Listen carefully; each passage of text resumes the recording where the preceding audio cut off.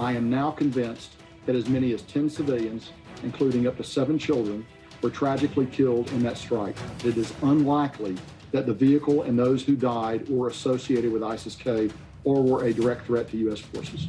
This strike was taken in the earnest belief that it would prevent an imminent threat to our forces and the evacuees at the airport. But it was a mistake, and I offer my sincere apology. That stunning admission from the Pentagon that a drone strike in Kabul amid the chaotic U.S. withdrawal from Afghanistan killed 10 civilians with no connection to ISIS-K. It comes with the Pentagon already reeling from the revelation that Joint Chiefs Chairman Mark Milley privately conferred with his Chinese counterpart to avert conflict in the final months of the Trump administration. Joining me now here in Washington is one of Milley's predecessors, former Joint Chiefs Chairman Mike Mullen. It's great to have you here this morning, Admiral Mullen. I want to start with that drone strike taken in what they called the earnest belief there was going to be an imminent attack. How can such a huge mistake happen? Tragic, tragic mistake, and just my heart goes out to those family members that were so deeply affected.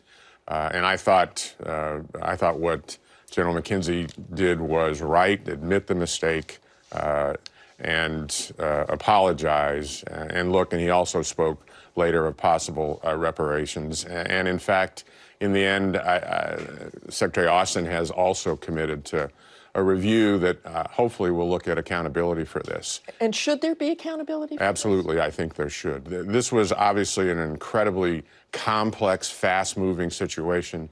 We'd lost those 13 military members a couple days before that. There was clear intelligence that additional strikes were on the way.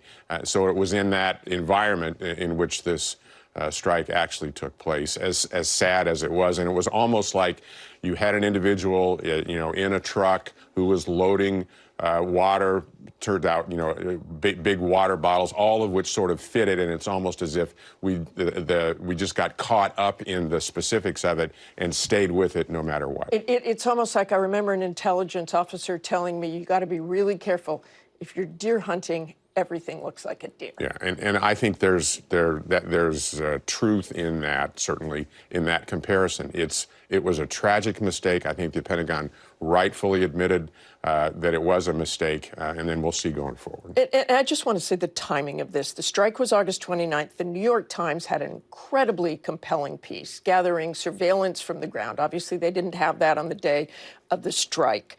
That was a week ago, more than a week ago, and yet it took 5 days more for the Pentagon to say this was a huge mistake. Wouldn't they, even in the aftermath, have seen all those children run out? Well, I think you're going to want to try to get this right. Clearly, they were convinced at the time it was a good strike, and it takes some time to do that. And this is the same command that's been evacuating Afghanistan and all that that entails. So I'm not overly concerned about how long it took. What does it say about our ability to conduct over-the-horizon counterterrorism? Well, we've done this for years. I think it has to be a situation where you focus on it for an extended period of time. You validate the intelligence. We've had drone strikes that were very effective over many years and didn't kill any civilians, and we've also had drone strikes which did. I think it's just a marker that says we need to focus on that in the future and make sure we have it right as best we can. The over-the-horizon capability is really there. Doing it in an extremely quick, confused, chaotic environment made this one that much more difficult and problematic. I want to turn to Chairman Milley. You've seen the stories about General Milley's comments that he made in the book Peril to Bob Woodward and Robert Costa. The chairman quoted as saying he reassured China during those last tumultuous months that we weren't going to strike. He says this is routine.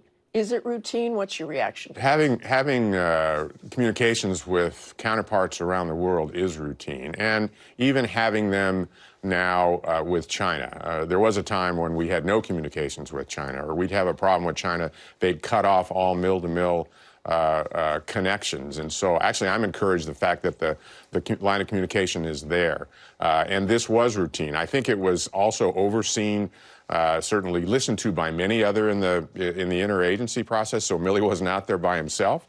Even saying something like, as quoted in the book, and I know you don't know this exactly, something like, "We're not going to strike. Don't worry, I'll call you." Yeah, well, I'm hopeful that actually that part of it isn't true per se, but at the same time, having the conversation is really critical. What's a little bit alarming to me, though, is that the Chinese would read the situation as they did, as really chaotic and as if we were going to possibly strike. It's very clear, and I don't know this because I haven't talked to Chairman Milley, it's very clear he had good intel that this was the case. But the misread by China is also worrisome, and it speaks to the need to have these open communications so that we don't miscalculate. And there was also something in the book about the possible nuclear strikes, and Chairman Milley going around and saying, "Look, make sure you call me."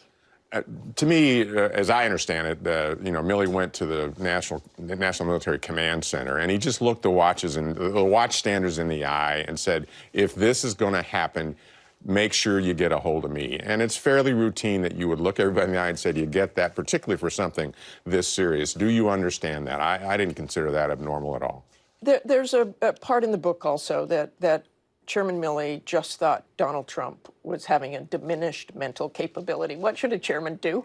Well, I think that makes it that much more difficult if that's the case. I don't know that any chairman since 1986, when Goldwater Nichols created the responsibility of the chairman specifically in law, I don't know if anybody's been in a more difficult situation than Mark Milley. And I don't know the specifics of it per se, but certainly that kind of situation as it's depicted would make it that much more difficult. And you're on this line between the Constitution and serving the president, and I sense he was there quite a bit, and I know him well enough to know that he would really try to do the best thing for our country, and I think he did that. And just quickly, the submarine that we have now said we will provide nuclear submarines to Australia, or the technology to do that, and France pulled its ambassadors. Yeah, it's a big deal. I mean, to see the Australians, the U.S. and UK come together for that technology, and it's going to give that part of the world and Australia significant sustaining capability